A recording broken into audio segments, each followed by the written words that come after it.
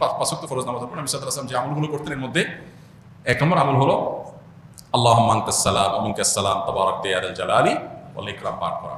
তারও আগে আল্লাহু আকবার আল্লাহু আকবার আল্লাহু আকবার, হ্যাঁ, আল্লাহু আকবার পাঠ করা, ইস্তিগফার পাঠ করা, আল্লাহু আকবার একবার, আস্তাগফিরুল্লাহ আস্তাগফিরুল্লাহ আস্তাগফিরুল্লাহ তিনবার, আল্লাহু আকবার একবার, আস্তাগফিরুল্লাহ তিনবার। অনেকগুলো আমাদের মধ্যে আল্লাহু আকবার না, শুধুমাত্র ইস্তিগফার তিনবার, আস্তাগফিরুল্লাহ আস্তাগফিরুল্লাহ আস্তাগফিরুল্লাহ, এরপরে হলো আল্লাহুম্মা আনতাস সালাম ওয়া মিনকাস সালাম তাবারাকতা ইয়া যাল জালালি ওয়াল ইকরাম। এটা হলো সালাম ফেরানোর পরপর। এরপরে হলো আয়াতুল কুরসি, আল্লাহু লা ইলাহা ইল্লা হুয়াল হাইয়ুল কাইয়্যুম, পুরো আয়াতটা পড়া। তারপরে হলো সূরা ইখলাস, সূরা ফালাক, সূরা নাস একবার পাঠ করা।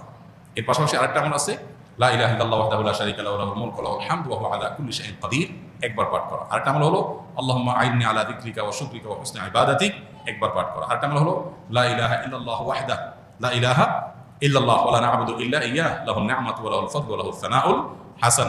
লা ইলাহা ইল্লাল্লাহ 33 বার সুবহানাল্লাহ, 33 বার আলহামদুলিল্লাহ, 34 বার আল্লাহু আকবার।